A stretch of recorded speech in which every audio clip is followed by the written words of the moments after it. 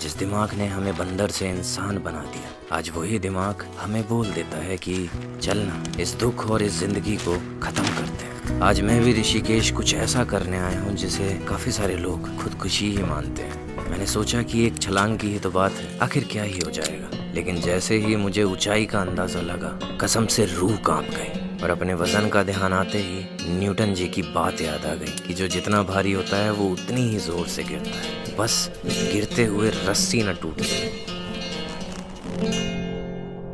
लेकिन कूदने के बाद पहले कुछ क्षणों में ही मुझे अपने सारे पाप याद आ गए और ऐसा लगा मानो नर्क का द्वार मेरे लिए खुलने ही वाला है। मैं जमीन के बिल्कुल ही निकट आ गया था और तभी रस्सी के खिंचाव ने मुझे फिर से ऊपर खींच लिया।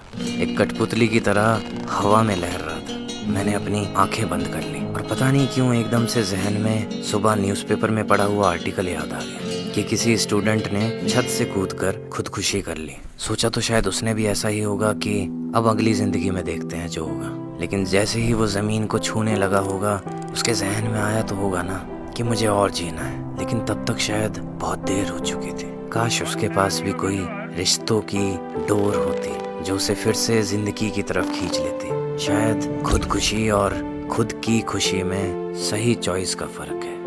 और अगर कोई अगला जन्म है तो वो यही तो है।